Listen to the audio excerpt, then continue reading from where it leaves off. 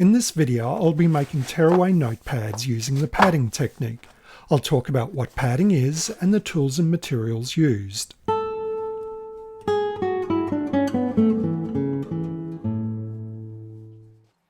When I have large reams of paper converted to be used in bookbinding, usually short grain A4 or A5, there are significant offcuts. These are often thrown into recycling in large print shops, but I like to keep them and turn them into oddball-sized notebooks. For this video I'm going to use offcuts of offcuts. The wide offcuts were turned into landscape format wire-stitched notepads, leaving these small strips of paper which I'll make into notepads perfect for making lists. These all end up in the DAS bookbinding store where they're given away to visitors or added as freebies to packaged orders. So what is padding? The excellent 1927 book, A Course in Bookbinding for Vocational Training, says, padding is to make into pads by gluing or gumming one or two edges, sometimes reinforced by super or paper. It talks about the mechanisms for padding and the adhesive, saying, padding glue is a special, very flexible adhesive used exclusively for padding. Padding is not perfect binding or lumbecking or double fan binding, and I'll talk about the differences during the video. I'm going to make a pile of standard tear-off notepads with a thin binder's board backing. I want them to all have roughly the same number of sheets, and this brings us to the first specialty tool, the padding gauge or padding counter or paper counter. Even our favourite book from 1927 has an image of one of these. It's a paddle with a movable pointy bit that can repeatably produce equal thickness groups of paper. It's not a precision instrument and it depends a lot on how much you compress the stack of paper, but it gets you to within an acceptable number of sheets.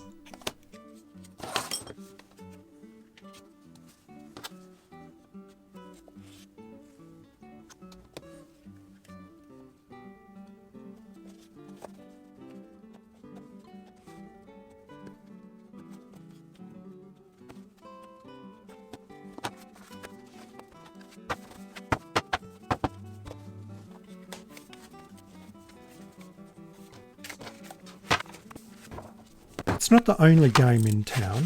CFS Binding Supplies sells the KWIK-PIK-R finger counter ring. It's hard to describe in words how it works, except it has an adjustable depth hook and it goes on your finger. Hopefully the video makes it clearer and the company has a video too. I take it off my finger at the end of the stack to make it easier to see how it works.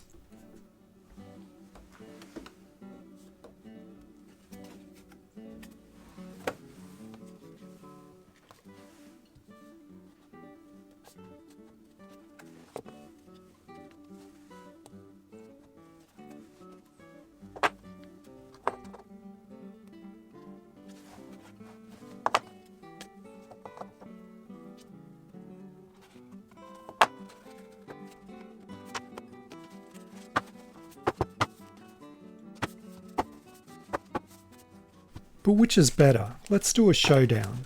There are a few makers of padding tools and materials in the US, but they're hard to get in Australia. Of the couple of counters I could get, the postage was much more than the items. I found the traditional padding gauge easier to use, but the one I have is not really well made. The disc part that sticks into the paper is blunt and wide and dents the edge of the paper. The one from American Printing Supplies looks sharp and pointed and they claim it's the finest made, and I suspect it works better, but they don't ship overseas.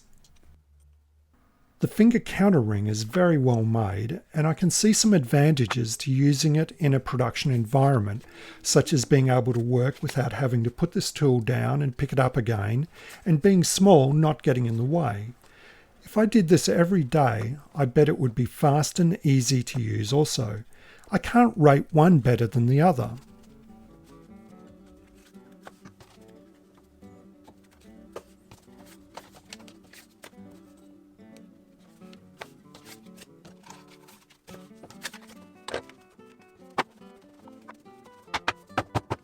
And there are other gadgets for counting paper in the printing industry.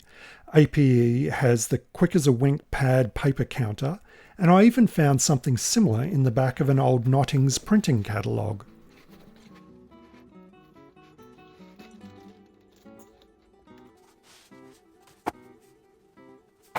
Now we have the paper counted out and interleaved with pieces of binder's board. We need to hold this stack steady while adhesive is applied to it. There are numerous companies making a wide range of these devices, from small bench-sized ones suitable for home use to massive frames aimed at commercial print shops. There are links in the video description to some of these. I didn't want to spend hundreds of dollars on a very simple device, so I made my own with scraps of melamine-covered particle board from a kitchen cabinet project. For clamping, I used two very cheap F-style clamps. The feet are door stops. The removable front is some white plastic 3mm thick left over from some other project, and the side channels are some extruded aluminium left by the tilers that did the tiling in our bathroom. The dimensions were set by the size of the wood I had, and the only hard requirement being that I wanted to do 2 piles of A5 along the short edge with some extra space, making the minimum width 320mm. I made sure the coated edges faced forward as the padding compound peels off it easily. I load the paper into the press in 2 equal height stacks. I slide the white plastic into place and push the stacks of paper forward against it. I don't push them into the sides, as this just misaligns the front edges. I then place a piece of wood on top of the stacks and put the clamps in position and lightly do them up. I don't want the clamps too tight, just enough to hold everything in position. Then the front plastic is removed. I'm using red padding compound. It's often called padding compound rather than glue or adhesive. Red seems to be the international colour for tear me off. It also comes in white or clear. There are many brands of padding compound, and often it comes in large commercial quantities, but the brand I'm using comes in smaller jars.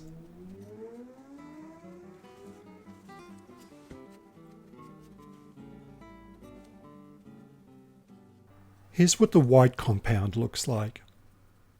Padding compound has very specific qualities around strength, grip and flexibility. It's designed for ephemeral use and has no pretensions to archival specifications. If you just want to make a few notepads or experiment with the technique, I'd just use the PVA EVA you use for your hand bookbinding. It will work fine, but will just be a bit more fragile if you bend the pad open in the middle, since the glue won't be as flexible. But I wouldn't use padding compound for bookbinding, so only buy it if you're going to make lots of notepads. I always do 2 coats of padding compound, but I suspect 1 would be fine. I'm not in a production environment. Padding is usually done in print shops rather than binderies, and the printing business is extremely commercial and time is money. Well, it is for some people anyway. Padding is not perfect binding or double fan binding. Yes, they all join single sheets together, but in different ways. Perfect binding is a commercial machine binding technique using strong adhesives such as hot melt EVA or PIK-R, and the contact area to the spine is increased by scoring or milling the spine edge. In double fan or lumbecking, the contact area to the sheets is increased with the fanning motion that puts a small amount of adhesive along the edges. In padding, the sheets are meant to be pulled off, while the other methods do things to stop this happening. Once the padding compound is dry, I undo the clamps and cut the stacks of pads out of the press using the final specialty tool, the padding or tablet knife. Before I separate the pads, I'll trim the edges. If you can cut your paper extremely accurately, this trimming can be skipped, but with my small manual guillotine, I don't have that luxury.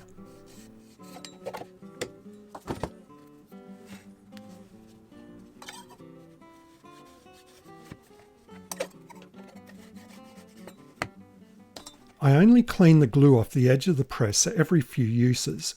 It seems to come off easier once it's got a bit thicker.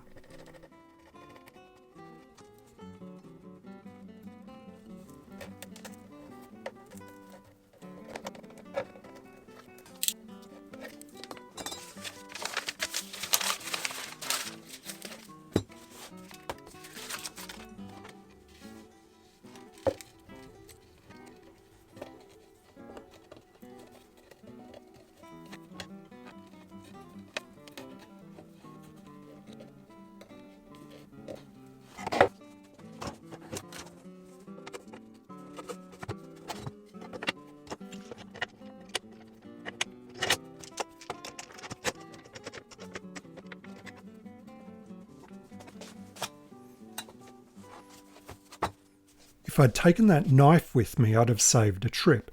The stack is too high to fit in my little ideal, so I cut them in half for trimming. Sorry about the blown out video. I was doing some video outside with a bright background and I'd overexposed it to make it possible to see what I was doing, and then I forgot to turn off the exposure compensation.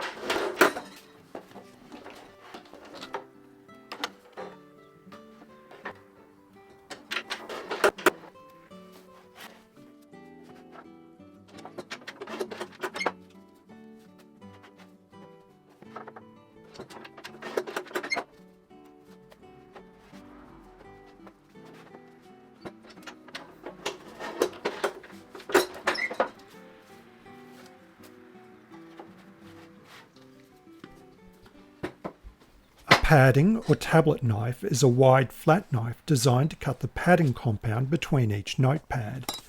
By being wide and flat, it's guided by the paper so it doesn't cut into the paper above or below. It's very sharp despite not looking it. I think the rounded end is to stop the tip cutting into the paper when it's inserted. Most of them have this flowing organic shape, but there's an interesting one from the UK that's spatula shaped and can cut in both directions. I'd like to try this one day. Before I bought one of these knives, I used a sharpened butter knife, though the flat blade of an alpha knife works fine too. I would like one of the American printing equipment knives, since their number 101K has been the standard for cutting pads for nearly a century. I think mine is the CFS knife, but bought from Amazon.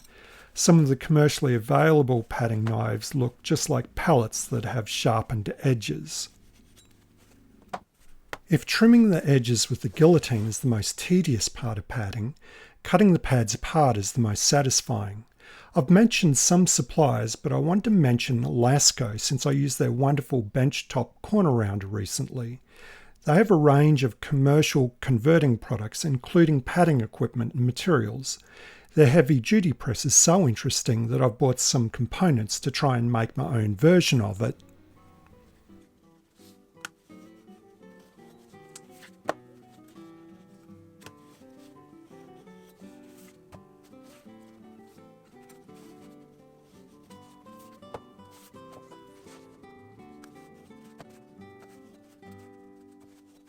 Our book from 1927 mentioned reinforcing the pad. I'm not going to do this for these pads, but here's an example where I'm wrapping a piece of paper from the binder's board up the spine of the pad. In this case, I did it to make sure the block doesn't pull off the board, but it'll also stop the block from splitting if handled roughly. I used white padding compound in this case, and you'll see this project in a future video. To demonstrate the most important feature of pads, I'll pull a sheet off one, demonstrating that it's both tightly attached, but not so much that it can't be pulled off. I'm sure this is more than you ever wanted to know about padding.